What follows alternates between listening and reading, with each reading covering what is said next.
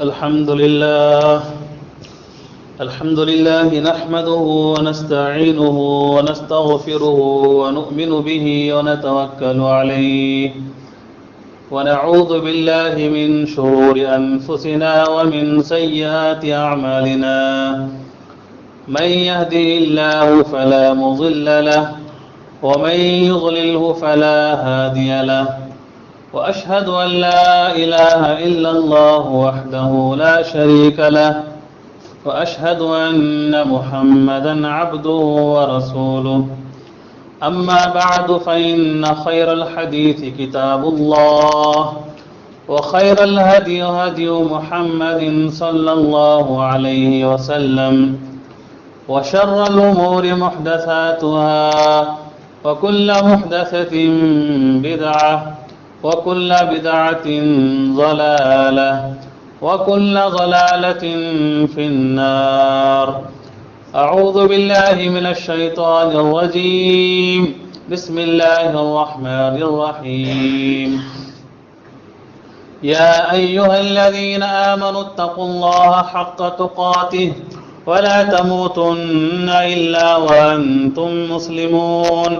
يا أيها الناس اتقوا ربكم الذي خلقكم من نفس واحدة وخلق منها زوجها وبث منهما رجالا كثيرا ونساء واتقوا الله الذي تساءلون به والأرحام إن الله كان عليكم رقيبا.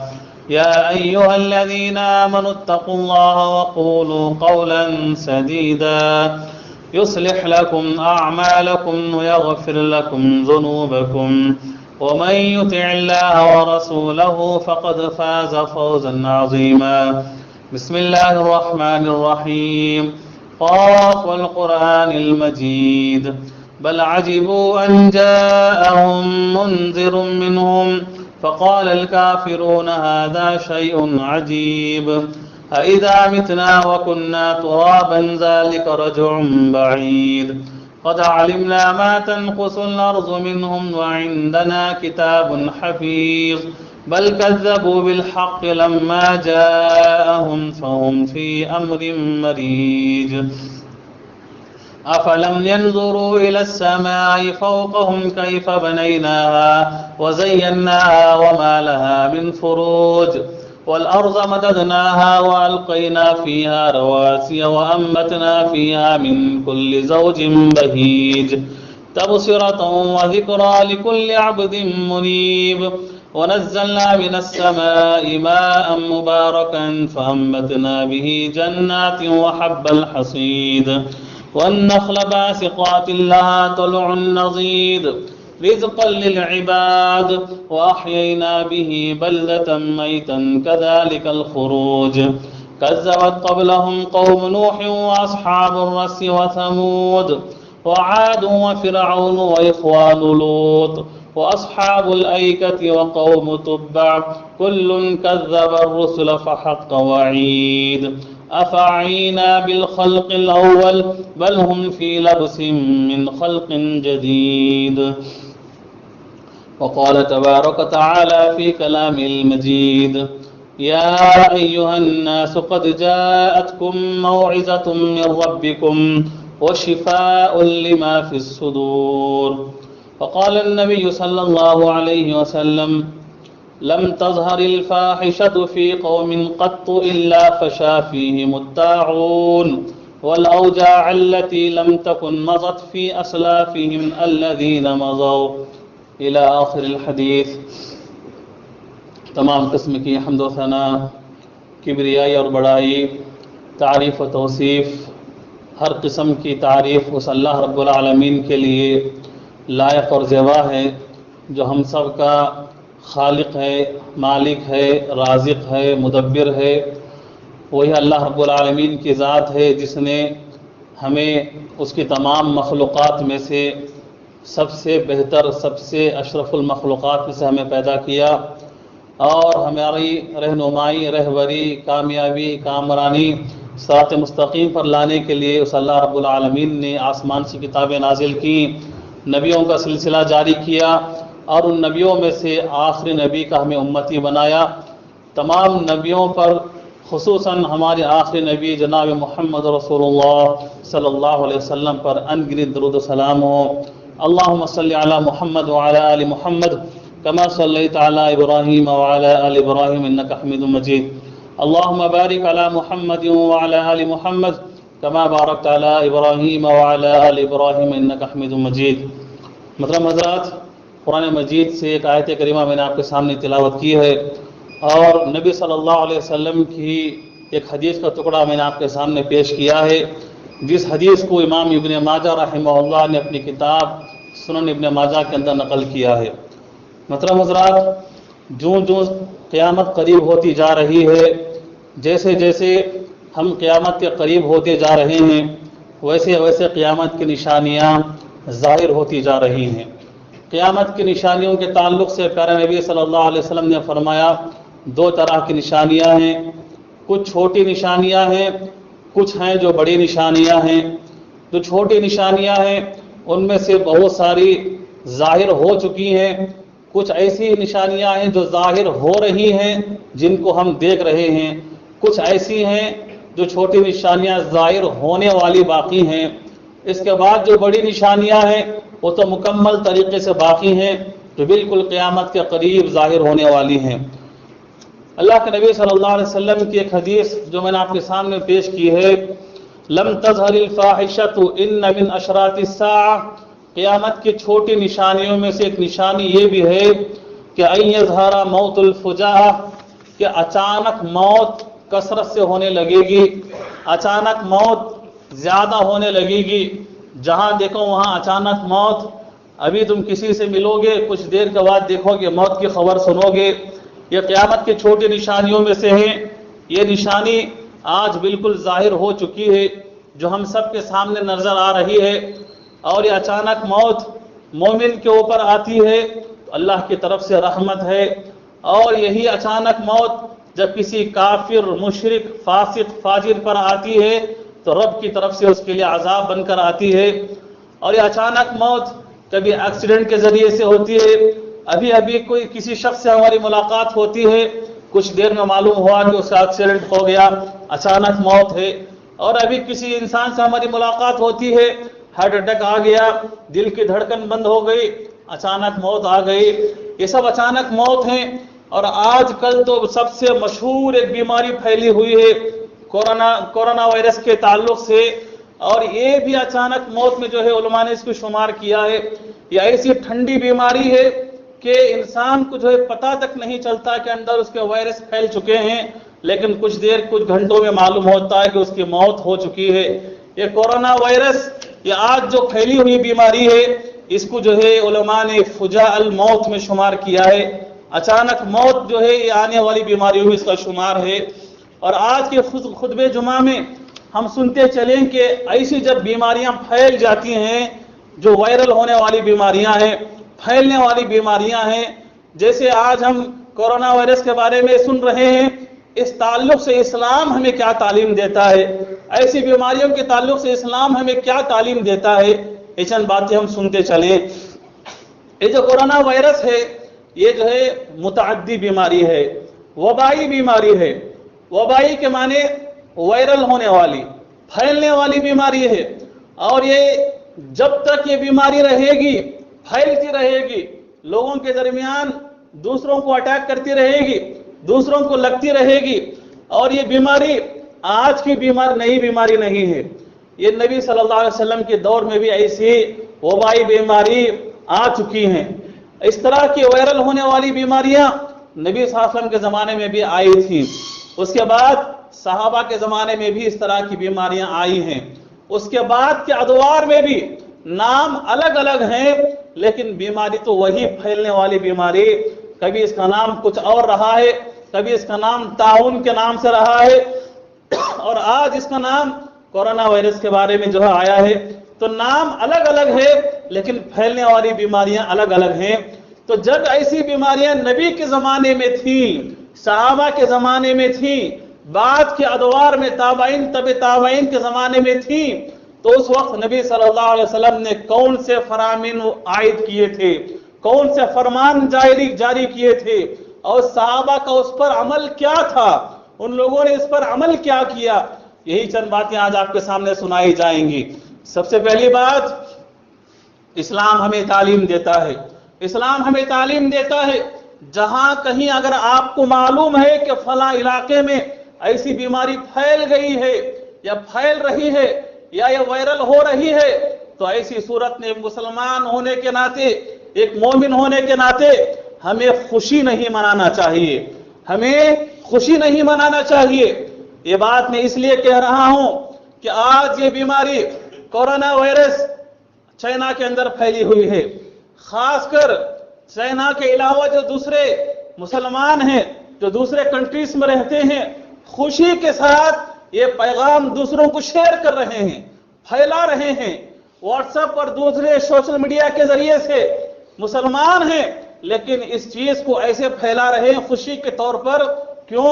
इस वजह से कि चाइना जो है मुसलमानों का दुश्मन है, चाइना के अंदर मुसलमानों को सताया जाता है, इसलिए अल्लाह का अजाब आया है, खूब इसको फैलाओ, खुशी के जरिए से फैला रहे हैं। ये बात बिल्कुल गलत है। इस्लाम हमें तालीम देता है जहां कहीं भी जो है इस तरह की बीमारियां फैलती हैं, वायरल होने वाली, फैलने वाली जो बीमारियां हैं, नाम उसका कुछ भी हो, लेकिन हमें खुशी नहीं मनाना चाहिए, खुशी के जरिए से हमें फैलाना नहीं चाहिए, बल्कि अल्लाह की तरफ हमें रुजू होना है। जब अल्लाह वहां पर उस बीमारी को ला सकता है, फैला सकता है, वही बीमारी आज हमारे अंदर भी आ सकती है, हमारे दरमियान भी फैल सकती है, और वो मर्ज हमें भी लग सकता है। जैसे वहां के लोग वो मौत के घाट उतर रहे हैं, आज हमारे दरमियान भी ये बीमारी फैल सकती है, हमें भी जो है मौत के मुंह में जाना पड़ सकता है। हमें खुशी मनाने की जरूरत नहीं है। आज वो बीमारी इतनी खतरनाक बन चुकी है, इतनी खतरनाक बन चुकी है, तकरीबन 1,500 से ज्यादा लोग मौत के मुंह में जा चुके हैं, और पूरी दुनिया में वबा फैलती चले जा रही है, और हजारों की तादाद में लोग इससे मुतासिर हो रहे हैं। ये कल की रिपोर्ट है, कल की रिपोर्ट के मुताबिक सिर्फ 24 घंटे के अंदर 15,000 से ज्यादा जो एक ही दिन में जो है लोग पकड़े गए हैं जिनको वायरना करज है लगा हुआ है। ये ऐसी बीमारी है, लोग ज्यादातर जो है अटैक होते चले जा रहे हैं, मौत का निशाना बनते चले जा रहे हैं। ये बात बिल्कुल सही है, हक है कि चाइना के अंदर मुसलमानों को जो है जुल्म सितम के पहाड़ तोड़े जा रहे हैं। हाँ, इससे जो है ये मुताद्दी नहीं, आज ये बात कतई नजर नहीं, हम इसको इनकार नहीं कर सकते। हकीकत में चाइना के अंदर शिनजान नाम का एक ऐसा सूबा है, एक ऐसा स्टेट है जहां पर मुसलमानों को हद से ज्यादा जो है जुल्म के पहाड़ तोड़े जा रहे हैं। तज्जिया निगारों ने यहां तक लिखा है, यहां तक बताया है, जहां जहां पर पूरी दुनिया के अंदर मुसलमानों पर जुल्म हो रहा है, जैसे फलस्तीन के अंदर मुसलमानों पर जुल्म है, लेकिन कम से कम मुसलमान वहां पर दिफाई तौर पर और डिफेंस के तौर पर लड़ तो सकता है, वहां का मुसलमान शहीद तो भी होता है। आज हमारे कश्मीर के अंदर भी मुसलमानों पर जुल्म हो रहा है, लेकिन कम से कम एहतजाज तो कर सकते हैं और वहां पर जो है उसके खिलाफ आवाज उठा सकते हैं। लेकिन चाइना के अंदर शिनजान नाम का जो स्टेट है, वहां पर मुसलमानों पर ऐसे जुल्म के पहाड़, ऐसा खतरनाक जुल्म होता है, मुसलमान जबान तक खोल नहीं सकता। अपने मुसलमान होने की पहचान छुपाना चाहता है, छुपाना पड़ता है, पाबंदी है वहां पर। मुसलमानों की पहचान नहीं कराई जा सकती। मुसलमानों की पहचान जैसे दाढ़ी उसकी पहचान है, दाढ़ी रखने पर पाबंदी है। टोपी उसकी पहचान है, टोपी रखने पर पाबंदी है। मुसलमानों को जो लिबास है, लिबास रखने पर पाबंदी है। वहां की उस सूबे की जो मस्जिदें हैं, अजान पर पाबंदी है। जबरदस्ती मुसलमानों को शराब पिलाई जाती है, जबरदस्ती मुसलमानों के रोजे तोड़वाए जाते हैं। चंद साल पहले रमजान में आपने सुना होगा, चाइना के मुसलमानों पर जो है रोजा रखने पर पाबंदी है। ये इसी स्टेट की बात है, शिनजान स्टेट की। मुसलमानों को रोजा रखने नहीं दिया जाता, जबरदस्ती रोजे तोड़वाए जाते हैं। जबरदस्ती मुसलमान लड़कियों की शादी गैर मुस्लिम चाइनीज से करा दी जाती है। कितनी ऐसी जो है चीजें मुसलमानों पर पाबंदी हैं। और वहां पर एक मुसलमान रहते, ये गोरी मुसलमान, ये गोरी मुसलमान उसको कहते हैं, जबरदस्ती उनको कैंपों में ठोसा जा रहा है। ये हकीकत है। مسلمانوں پر ظلم صحیح ہے، لیکن اللہ نے عذاب کے طور پر جو بیماری نازل کی ہے، اس عذاب کو لے کر، اس کورونا وائرس کو لے کر ہم خوشی کے طور پر دوسروں کو شیئر نہیں کر سکتے۔ ہم وبا وہاں پر ہے، بیماری وہاں پر ہے، وہ بیماری آج ہمیں بھی آ سکتی ہے۔ جیسے آج تک ہم پوری دنیا کے اندر مسلمانوں پر جو ظلم ہوتا ہے، بیٹھ کے ہم سنتے تھے کہ وہاں مسلمانوں پر ظلم ہو رہا ہے، کیا ظلم آج ہمارے اوپر نہیں ہو رہا ہے؟ بالکل آج ہمارے اوپر بھی ظلم ہو رہا ہے۔ آج ہمیں خوشی کے طور پر آج ہمیں وہ بات نہیں پھیلا سکتے۔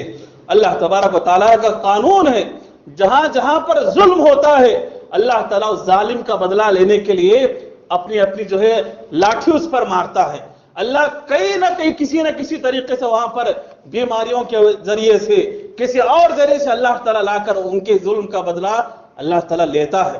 تو سب سے پہلی چیز اسلام ہمیں تعلیم دیتا ہے، جہاں کہیں اس طرح کی بیماری پھیل رہی ہے، ہمیں جو ہے خوشی منانے کے بجائے اللہ کی طرف رجوع ہو، اللہ تعالیٰ سے دعائیں کریں، اللہ کے ہو جائیں، اللہ ایسی بیماریوں سے ہمیں پاک کر سکتا ہے۔ آج ہمارے اندر اس طرح کی بیماری پھیلی نہیں ہے، ہمیں معلوم نہیں ہے کہ بیماری کیا ہے۔ جہاں پھیلی ہوئی ہے وہاں جو ہے نفسی کا عالم چل رہا ہے، موت کو اپنے ہتھیلی میں لے کے گھوم رہے ہیں، کب کس کو لگ جائے، کب کس کی موت ہو جائے پتہ تک نہیں۔ دن بھر میں سووں کی سینکڑوں کی تعداد میں لوگ موت کا نشانہ بن رہے ہیں۔ دوسری چیز اسلام جو ہمیں تعلیم دیتا ہے، اگر کسی کو اس طرح کی بیماری لگ جاتی ہے، وبائی مرض لگ جاتا ہے، جب اس طرح کے وائرل بیماریاں لگ جاتی ہیں، موت کی نیند اسے سونا پڑتا ہے، ایسے وقت میں قاضی ابو شریح کی وہ مشہور نصیحت، ہمیں ان نصیحتوں پر عمل کرنا چاہیے۔ قاضی شریح جو وقت کے مشہور تابعین میں ان کا شمار ہے، وہ اپنی کتاب میں لکھتے ہیں جب اس طرح کی بیماریاں کسی انسان کو لگ جاتی ہیں، 4 چیزوں پر اسے عمل کرنا ہوگا، 4 چیزوں پر اسے عمل کرنا ہوگا۔ سب سے پہلی چیز، بیماری جس انسان کو لگ جاتی ہے، پھیلنے والی بیماری، وبائی بیماری، وائرل بیماری جس کو لگ جاتی ہے، سب سے پہلی چیز تو یہ ہے کہ اسے صبر کرنا ہوگا، اللہ کے اس فیصلے پر اسے صبر کرنا ہوگا۔ مثال دیتے ہیں ایوب علیہ السلام کی مثال، ایوب علیہ السلام کو دیکھ لو، کتنی خطرناک بیماری تھی، آج تک اللہ نے اس کے بعد ایسی بیماری نازل نہیں کی ہے۔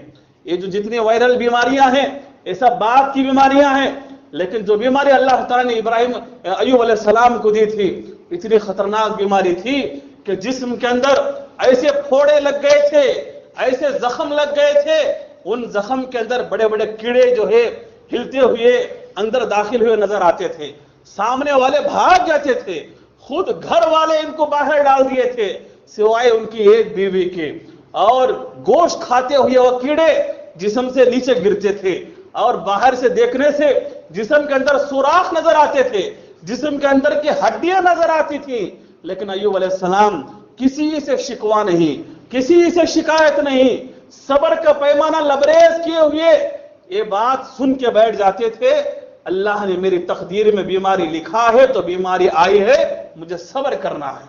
تو قاضی ابو شریح لکھتے ہیں اگر کسی طرح کی بیماری کسی مسلمان مومن کو لگ جاتی ہے، سب سے پہلی چیز ہے کہ وہ اس پر صبر کرے، دوسری چیز وہ انسان اللہ کا شکر ادا کرے، بیماریوں میں ہوتے ہوئے اللہ کا شکر ادا کرے۔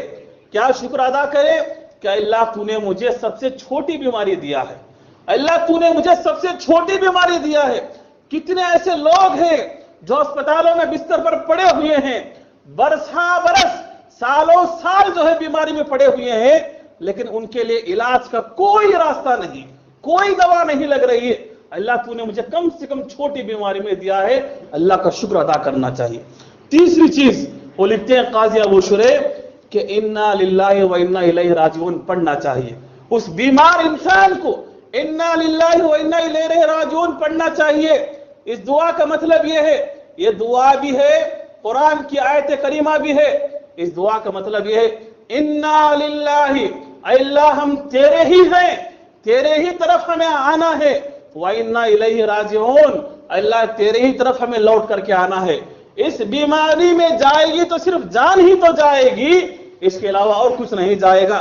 اللہ تو نے جان دی ہے تو اللہ تو ہی ہمیں جان لے رہا ہے، اس پر شکر کرتے ہوئے، صبر کرتے ہوئے اس دعا کو بار بار پڑھنا چاہیے، انا للہ و انا الیہ راجعون۔ چوتھی چیز قاضی ابو شریح رحمہ اللہ لکھتے ہیں کہ الحمدللہ بھی پڑھتے رہنا چاہیے کہ اللہ تو نے یہ آزمائش میرے جسم کے اوپر رکھی ہے، نہ کہ میرے دین کے اوپر، نہ کہ میرے ایمان کے اوپر۔ اللہ اگر تیری آزمائش میرے دین میں ہوتی، میرے ایمان میں ہوتی، اللہ یہ بڑا ہی کٹھن راستہ ہوتا، کم سے کم اللہ تو نے میرے جسم کے اندر رکھا ہے، اللہ مجھے صبر کرنے کے میرے اندر طاقت ہے۔ تو دوسری چیز یہ ہے کہ اگر اس طرح کی بیماریاں کسی انسان کو لگ جاتی ہیں، صبر کرے، شکر کرے، انا للہ پڑھتا رہے اور الحمدللہ بھی پڑھتا رہے۔ تیسری چیز اسلام ہمیں تعلیم دیتا ہے، جب اس طرح کی بیماریاں پھیل جاتی ہیں تو ایک مومن ہوتے ہوئے، ایک مسلمان ہوتے ہوئے سب سے پہلے بنیادی عقیدہ ہمارا یہ ہونا چاہیے کہ اس بیماری کو دور کرنے والا اللہ کی ذات ہے۔ بیماری دینے والا وہی، شفا دینے والا وہی، اللہ ہی شافی ہے، اللہ کے علاوہ کوئی بیماری کو دور نہیں کر سکتا۔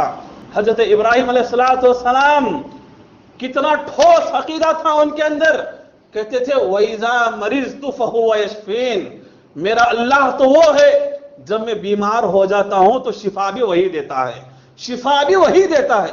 اتنا پختہ عقیدہ ہمارے اندر ہونا چاہیے۔ جب اس طرح کی وبائی بیماریاں ہمارے اندر آ جائیں، یہ کورونا وائرس ہو یا کوئی اور بیماری ہو، ہمارے اندر اتنا ٹھوس مضبوط عقیدہ ہونا چاہیے کہ شفا دینے والا بھی اللہ کی ذات ہے۔ جب بیماری وہ دے سکتا ہے، شفا بھی وہی دے سکتا ہے۔ یہ تین چیزیں ہوگی۔ چوتھی چیز اسلام ہمیں تعلیم دیتا ہے، جب اس طرح کی بیماریاں کہیں پھیل جاتی ہیں، وائرل بیماریاں، پھیلنے والی بیماریاں، کورونا وائرس ہو یا طاعون کی بیماری ہو، اسلام ہمیں تعلیم دیتا ہے تم ایسی جگہوں میں جایا نہ کرو، تم ایسے علاقوں میں داخل نہ ہونا۔ اللہ کے نبی صلی اللہ علیہ وسلم کی حدیث ہے اذا سمعتم بالطاعون، جب تم طاعون کے بارے میں سنو۔ طاعون یہ اس وقت کی بیماری تھی، نبی کے زمانے کی، صحابہ کے زمانے کی بیماری تھی۔ جیسے آج اس کا نام کورونا وائرس ہے، ایسے اس وقت کے دور میں جو بیماری آئی تھی اس کا نام تھا طاعون۔ اللہ کے نبی نے فرمایا اذا سمعتم بالطاعون، جب تم طاعون کے بارے میں سنو، اس بیماری کے بارے میں سنو، فلا تدخلوها، ایسے شہروں میں جایا نہ کرو، ایسے علاقوں میں داخل نہ ہوا کرو، اس لیے کہ بیماری پھیل جاتی ہے۔ اور اللہ کے نبی نے آگے فرمایا وَإِذَا وَقَعَ بِعَرْضٍ، جب ایسی جگہوں پر بیماری پھیل جاتی ہے، فَلَا تَخْرُجَنَّ، اور جہاں پر لوگ رہتے ہیں بیماری پھیل گئی ہے، ایسے لوگ باہر نہ آئیں، باہر کے لوگ اندر نہ جائیں، اندر کے لوگ باہر نہ جائیں۔ کتنی بہترین حدیث ہے، کتنا اچھا فارمولا ہے اس کے اندر، اللہ کے نبی نے کتنا اچھا ڈھنگ اس کے اندر سکھایا ہے۔ جب ایسی بیماریاں پھیل جاتی ہیں تو جہاں پر بیماری پھیل گئی ہے، ایسے لوگ ملک چھوڑ کر، علاقہ چھوڑ کر باہر نہ جائیں، اور باہر کے لوگ اندر نہ جائیں۔ اس ایک حدیث پر اگر چائنا والا عمل کر لیتا، آج پوری دنیا کے اندر یہ بیماری نہیں پھیل جاتی۔ کتنے کنٹریز میں بیماری پھیل گئی ہے، کتنے اس کے آس پاس کے علاقوں میں بیماری پھیل گئی ہے، صرف اس حدیث پر عمل نہ کرنے کی وجہ سے۔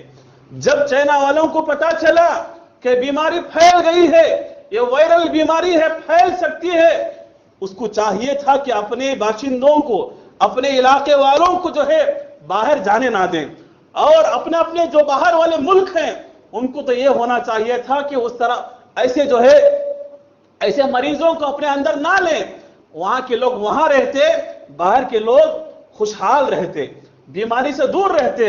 لیکن اپنے علاقے کے وہ لوگ نکلنے لگے کہ اپنے ملکوں کو جانے لگے، جہاں جہاں پر وہ لوگ گئے وائرل ہو گئی وہ بیماری، اس کے وائرس پھیل گئے، کتنے ہزاروں کی تعداد میں جو ہے لوگوں کو جو ہے الگ الگ کیمپوں میں رکھا جا رہا ہے تاکہ بیماری پھیل نہ سکیں۔ اللہ کے نبی کے ایک حدیث کہ آپ نے فرمایا اذا سمعتم بالطاعون، جب اس طرح کی بیماری کے بارے میں تم سنو تو وہاں پر ہرگز داخل نہ ہونا، اور جہاں پر لوگ رہتے ہیں وہ باہر نہ آنا۔ اس ایک حدیث پر عمل نہ کرنے کی وجہ سے پوری دنیا کے اندر جو ہے یہ طاعون، یہ بیماری، یہ کورونا وائرس پھیلی ہوئی ہے۔ اللہ کے نبی صلی اللہ علیہ وسلم کی حدیث پر ہمیں عمل کرنا چاہیے تھا۔ ایک واقعہ تھا سن 18 ہجری کے اندر، سن 18 ہجری کے اندر حضرت عمر رضی اللہ تعالیٰ عنہ کا دور خلافت تھا. حضرت عمر رضی اللہ تعالیٰ عنہ امیر المؤمنین ہے. ملک شام کے اندر یہ بیماری پھیل گئی, طاعون کے نام سے بیماری پھیل گئی. حضرت عمر رضی اللہ تعالیٰ عنہ اپنے قافلے کو لے کر, اپنے ساتھ صحابہ کو لے کر, تابعین کو لے کر جاتے ہیں ملک شام صحابہ سے ملاقات کرنے کے لیے. جیسے ہی ملک شام کے قریب جاتے ہیں, سیریا سے قریب جاتے ہیں, پتہ چلتا ہے کہ ملک شام کے اندر بیماری پھیل گئی ہے, طاعون کی بیماری پھیلی ہوئی ہے, لوگ کثرت سے مرتے جا رہے ہیں. اور اتنی بڑی خطرناک بیماری تھی ملک شام کے اندر, سن 18 ہجری کے اندر اتنی خطرناک بیماری پھیل گئی تھی کہ اس طاعون کی بیماری میں 25,000 سے زیادہ مسلمانوں کی موت ہو گئی. 25,000 مسلمانوں کی موت ہو گئی. اس کے اندر صحابہ اکرام کی جماعت تھی, تابعین تبع تابعین کی جماعت تھی. حضرت عمر رضی اللہ تعالیٰ عنہ قافلہ لے کر ملک شام کے قریب پہنچتے ہیں. خبر ملتی ہے کہ ملک شام نہ جاؤ, وہاں طاعون کی بیماری پھیلی ہوئی ہے. حضرت عمر رضی اللہ تعالیٰ عنہ کو یہ حدیث معلوم نہ تھی. حضرت عمر رضی اللہ تعالیٰ عنہ بیٹھ جاتے ہیں, صحابہ سے مشورہ کرتے ہیں. دیکھو مشورہ کتنا ضروری ہوتا ہے, اس کے اندر جان ہلاک ہوتے ہوتے بچ جاتی ہے. مشورے کرنا چاہیے کسی بھی معاملے میں, دین کے معاملے میں, دنیا کے معاملے میں مشورے کیا کرو. اس کے اندر اللہ کی طرف سے رحمت ہوتی ہے, برکت ہوتی ہے. حضرت عمر رضی اللہ تعالیٰ عنہ سب سے پہلے انصار صحابہ کو بلاتے ہیں, مشورہ کرتے ہیں کہ کیا کرنا چاہیے, ملک شام جانا چاہیے کہ نہیں جانا چاہیے. صحابہ اس کے اندر دو طرح کے فیصلے دیتے ہیں. کچھ کہتے ہیں کہ نہیں ہمیں ملک شام جانا چاہیے, کچھ کہتے ہیں کہ نہیں جانا چاہیے. پھر حضرت عمر رضی اللہ تعالیٰ عنہ مہاجر صحابہ کو بلاتے ہیں, مشورہ کرتے ہیں. پھر مشورے میں دو طریقے کی بات آتی ہے کہ کچھ صحابہ کہتے ہیں کہ جانا چاہیے, جس کام کے لیے ہم آئے ہیں جانا چاہیے. بعض صحابہ کہتے ہیں کہ ہم جا کر کے ہم ہلاک ہو جائیں گے, نہیں جانا چاہیے. اتنے میں ایک صحابی حضرت عبد الرحمن بن عوف رضی اللہ تعالیٰ عنہ جو اس مجلس میں موجود نہیں تھے, دوڑے دوڑے آتے ہیں, کہتے ہیں کہ امیر المؤمنین میں نے اللہ کے نبی صلی اللہ علیہ وسلم سے ایک حدیث سنی ہے. حضرت عمر رضی اللہ تعالیٰ عنہ کہتے ہیں کہ بتاؤ کون سی حدیث ہے. یہی حدیث پڑھ کے سناتے ہیں, اذا سمعتم بالطاعون بارض. اللہ کے نبی صلی اللہ علیہ وسلم نے ایک حدیث ہمیں سنائی تھی, فرمایا تھا جب کسی زمین میں وبائی مرض پھیل جائے, وائرل بیماری لگ جائے, طاعون کی بیماری عام ہو جائے, فلا تدخلوها, اللہ کے نبی نے داخل ہونے سے منع کیا ہے. اور آگے فرمایا وَإِذَا وَقَعَ بِعَرْضٍ وَأَنْتُمْ بِهَا, اگر تم کسی ایسی علاقے کے اندر ہو جہاں بیماری پھیل چکی ہے, باہر آنے سے اللہ کے نبی نے منع کیا ہے. حضرت عمر رضی اللہ تعالیٰ عنہ کہتے ہیں اللہ کا شکر ہے کہ عبد الرحمن بن عوف تم آ گئے صحیح وقت پر, اور پیارے نبی کی حدیث کو تم نے سنا دیا. اس حدیث پر عمل کرتے ہوئے ہم ملک شام نہیں جائیں گے. واپس عمر رضی اللہ تعالیٰ عنہ جو ہے مدینہ واپس آ گئے. اتنی خطرناک بیماری تھی, وائرل بیماری, کہ 25,000 جو ہے مسلمان اس کے اندر انتقال کر گئے. اللہ کے نبی صلی اللہ علیہ وسلم نے فرمایا اگر کوئی مسلمان ایسی جگہوں پر جہاں پر بیماریاں پھیل جاتی ہیں صبر کرتے ہوئے وہیں رک جاتا ہے, باہر نکلتا نہیں ہے, تو ایسی بیماری میں مرنے والے کو اللہ کے نبی نے شہید کا درجہ دیا ہے, شہید کا درجہ دیا ہے. الا کان لہ مثل اجر شہید, ایسے بیماری میں مرنے والا مسلمان مومن شہید کا درجہ پاتا ہے. اللہ کے نبی صلی اللہ علیہ وسلم نے اسی حدیث کے اندر یہ بھی فرمایا کہ آپ نے فرمایا الشہداء خمسۃ, شہید 5 طرح کے لوگ ہیں. صرف جنگ میں جا کے شہید ہونے والا ہی شہید نہیں ہے, بلکہ 5 طرح کے لوگ شہید ہیں. آپ صلی اللہ علیہ وسلم نے فرمایا المطعون, کہ طاعون کی بیماری میں مرنے والا, یعنی یہ پھیلنے والی جو بیماریاں وبائی مرض ہیں اس کے اندر مرنے والا بھی شہید ہے. آپ نے فرمایا المبتون, پیٹ کی بیماری سے مرنے والا بھی شہید ہے. آگے آپ نے فرمایا الغریق, کہیں طوفان آ گیا, پانی آ گیا, یا کہیں جا رہا تھا پانی کے اندر گر گیا, ڈوب کے مر گیا, ایسا شخص بھی شہید ہے. آپ نے آگے فرمایا صاحب الحدم, کہیں راستے سے جا رہا تھا اوپر دیوار گر گئی, یا گھر گر گیا, بلڈنگ گر گئی, یا زلزلہ آ گیا تو اوپر جو ہے دیواریں گر جاتی ہیں, تو ایسا جو ہے ایسا آدمی جو گر کے مر جاتا ہے, کہیں اوپر دیوار گر گئی, گھر گر گیا, زلزلے میں مر گیا, مسلمان اگر مومن ہے تو ایسا شخص شہید ہے. جنگ میں شریک ہونے والا بھی شہید ہے. اسی طریقے سے عورت جو پیٹ کے مرض سے یعنی جو ہے ڈیلیوری میں جو ہے مر جاتی ہے، ایسی عورت کو بھی اللہ کے نبی نے جو ہے شہید کا درجہ دیا ہے. تو یہ اللہ کے نبی صلی اللہ علیہ وسلم فرماتے ہیں اس طرح کی بیماری میں جو کوئی مومن ہو، مسلمان ہو، مر جائے تو جو ہے وہ اللہ کی طرف سے شہادت کا درجہ ہے. اگر کافر ہے، مشرک ہے، فاسق ہے، فاجر ہے تو اللہ کی طرف سے اس کے لیے عذاب ہے، اس لیے کہ اس کو توبہ کا موقع بھی نہیں مل سکا، توبہ کا موقع بھی اس کے لیے مل نہیں سکا. چنانچہ حضرت عمر رضی اللہ تعالیٰ عنہ واپس آ جاتے ہیں مدینہ، اور وہاں ملک شام کے اندر اس وقت جو امیر تھے، اس وقت جو حاکم تھے، ابو عبیدہ بن جراح رضی اللہ تعالیٰ عنہ اس وقت کے حاکم تھے. وہ بیماری ان کو بھی لگ جاتی ہے. ابو عبیدہ بن جراح رضی اللہ تعالیٰ بالکل نڈھال ہو جاتے ہیں، کمزور پڑ جاتے ہیں، زندگی کے آخری لمحات ہیں. ایسے وقت میں ایک اور صحابی کو بلاتے ہیں، معاذ بن جبل رضی اللہ تعالیٰ عنہ کو. کہتے ہیں کہ اے معاذ، میں یہ خلافت، یہ ذمہ داری تمہارے ہاتھ میں سونپ رہا ہوں، یہ میرے زندگی کے آخری لمحات ہیں، بس ذمہ داری حضرت معاذ بن جبل رضی اللہ تعالیٰ عنہ کو دیتے ہیں اور حاکم بناتے ہیں. کچھ ہی لمحوں میں ابو عبیدہ بن جراح رضی اللہ تعالیٰ عنہ اس بیماری میں انتقال کر جاتے ہیں. معاذ بن جبل رضی اللہ تعالیٰ عنہ ان کی نماز جنازہ پڑھاتے ہیں، اور پڑھانے کے بعد نصیحت کرتے ہوئے مسلمانوں کو اپنے گھر تشریف لے جاتے ہیں. معاذ بن جبل رضی اللہ تعالیٰ اپنے گھر آتے ہیں، گھر آ کر دیکھتے ہیں ان کا بیٹا بھی اسی بیماری میں مبتلا ہے. بیٹا باپ سے کہتا ہے ابا جان، میں بھی اسی بیماری میں جو ہے لگ گیا ہوں، مجھے بھی طاعون لگ گیا ہے. معاذ بن جبل رضی اللہ تعالیٰ حیران پریشان، کچھ دیر بھی نہیں گزری بیٹا بھی انتقال کر جاتا ہے. ابھی بیٹے کی نماز جنازہ پڑھ کے گھر آتے ہیں، خود معاذ بن جبل رضی اللہ تعالیٰ کو بیماری لگ جاتی ہے طاعون کی، وہ بھی جو ہے انتقال کر جاتے ہیں. دیکھو یہ ہوتی ہے وبائی بیماریاں کہ انسان کو انسان لگتی چلی جاتی ہیں، پھیل جاتی ہیں. اس کے بعد حضرت عمر بن عاص رضی اللہ تعالیٰ عنہ وہ مسلمانوں کے امیر بنتے ہیں. کہتے ہیں شام والوں سنو، یہ بیماری ہمیں چھوڑے گی نہیں، آگ کی طرح پھیل رہی ہے، جیسے کسی جنگل کے اندر آگ پھیل جاتی ہے ایسے پھیل رہی ہے. ہم ایسا کریں، یہ جو جتنا نچلا حصہ ہے ہم سب کچھ چھوڑ چھاڑ کر ہم کسی پہاڑ کی وادی میں چلے جائیں جہاں پر کسی کی آبادی نہیں، جہاں پر کوئی جو انسان رہتے بستے نہیں ہیں. ہم کسی اونچی جگہ میں چلے جاتے ہیں جہاں پر ہوا تازی ہوا ہو، آب و ہوا وہاں کی بدلی ہوئی ہو. حضرت عمر بن عاص رضی اللہ تعالیٰ عنہ سب کو لے کر ایک اونچی جگہ میں چلے جاتے ہیں. تو اس طریقے سے طاعون کی بیماری سن 18 ہجری میں جو ہے ختم ہو جاتی ہے. اس بیماری کے اندر تقریباً 25 سے 30 ہزار مسلمان شہید ہو جاتے ہیں، انتقال کر جاتے ہیں. تو یہ بیماریاں ہیں. اسلام ہمیں ایسی تعلیم دیتا ہے وہاں کے لوگ باہر نہ آئیں، باہر کے لوگ اندر نہ جائیں.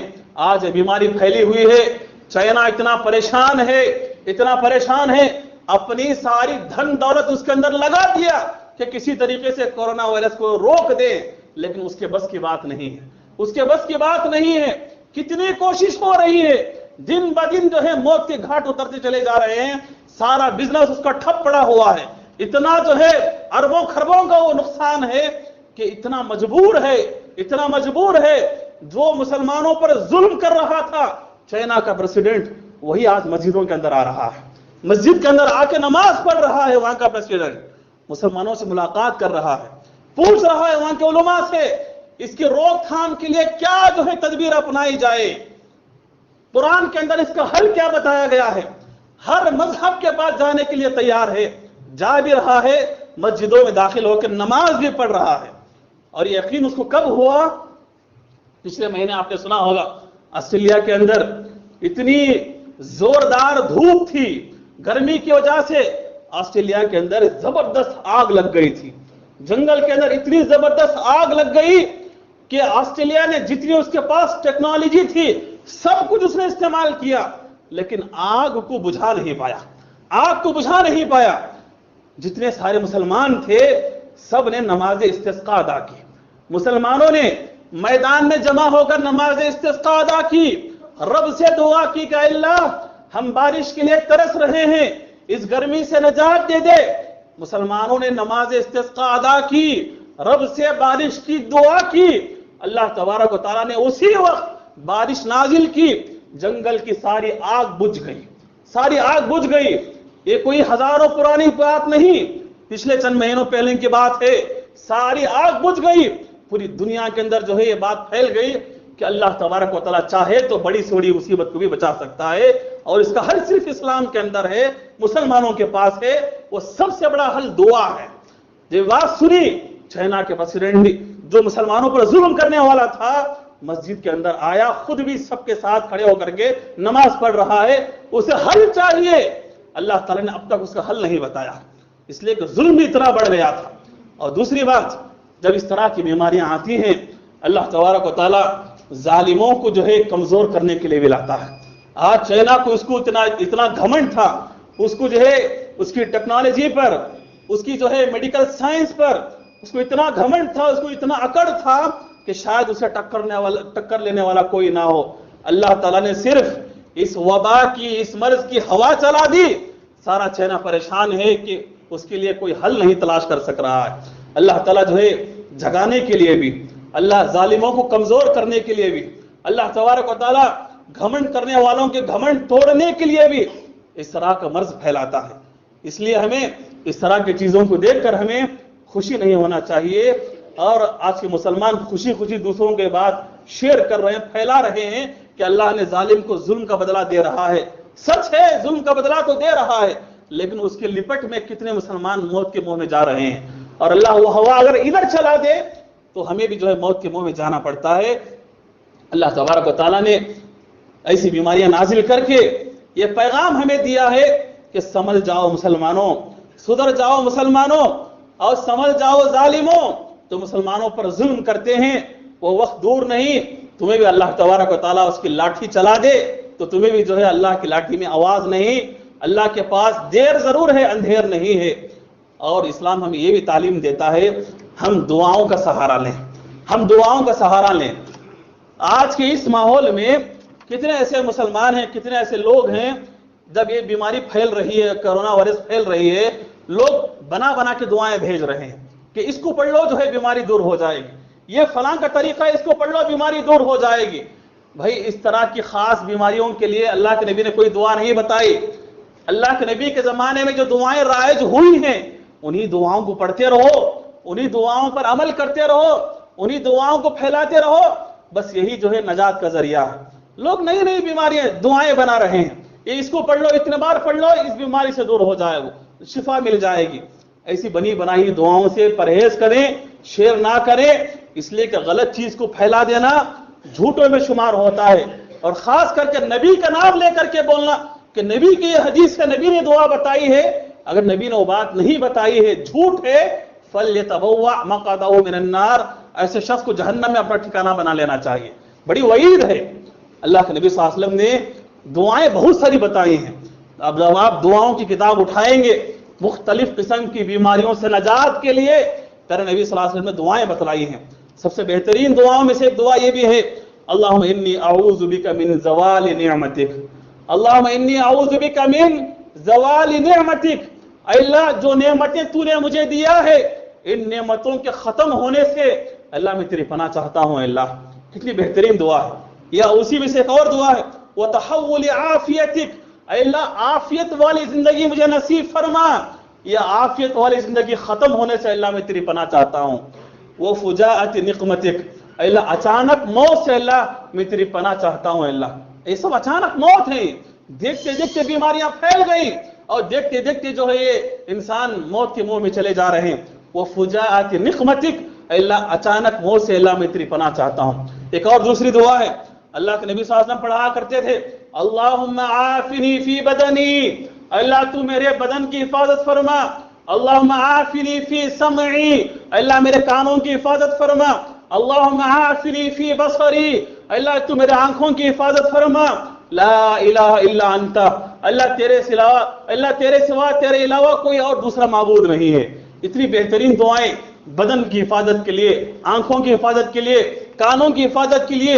ایک اور دعا اللہ کے نبی صلی اللہ علیہ وسلم نے سکھائی ہے، اللہم انی اعوذ بک من منکرات الاخلاق، اللہ برے اخلاق سے اللہ میں تیری پناہ چاہتا ہوں، والاعمال، برے اعمال سے، برے کام سے اللہ پناہ چاہتا ہوں، والاہواء، بری خواہشات سے اللہ پناہ چاہتا ہوں، والادواء، بری بیماریاں، جتنی بھی بری بیماریاں ہیں ہر طرح کی بری بیماریوں سے اللہ میں تیری پناہ چاہتا ہوں۔ ایک اور دعا اللہ کے نبی صلی اللہ علیہ وسلم نے سکھائی ہے، اللہم انی اعوذ بک من البرص، برس کی بیماری سے، اور جذام کوڑ کی بیماری سے، والجنون دیوانگی سے، ومن سیء الاسقام جتنی بھی خطرناک بری وائرل بیماریاں ہیں تمام سے اللہ میں تیری پناہ چاہتا ہوں۔ یہ سب مسنون دعائیں ہیں، اللہ کے نبی صلی اللہ علیہ وسلم پڑھا کرتے تھے، صحابہ نے اس پر عمل کیا، یہ سب دعاؤں کی کتاب میں موجود ہیں، اور میں نے ساری دعائیں باہر بورڈ پہ لکھ دی ہیں، آپ حضرات جاتے ہوئے پڑھیں، سیکھیں، یاد کریں، گھر والوں کو پڑھائیں، یہ دعا کو عام کریں، مسنون دعائیں ہیں۔ اللہ تبارک و تعالی ہمارے لیے ایک بہترین ذریعہ یہی بنایا ہے، دعائیں ہیں، دعاؤں پر ہم عمل کریں، انشاءاللہ تبارک و تعالی ہمارے لیے سب سے بہترین نجات کا راستہ دعائیں ہیں۔ اللہ تبارک و تعالیٰ نے جو وبا مرض جہاں پر پھیلایا ہے، ہم دعا کرتے ہیں کہ اللہ تبارک و تعالیٰ وہاں کی آب و ہوا کو صاف کر دے، وہاں کی بیماری کو ختم کر دے، تمام مسلمانوں کی حفاظت فرما، جان کی، مال کی، عزت کی اور آبرو کی، دین و ایمان کی اللہ تعالیٰ ہماری حفاظت فرما۔ اقول قولی ھذا استغفر اللہ لی ولکم ولسائر المسلمین واستغفر انہ هو الغفور الرحیم۔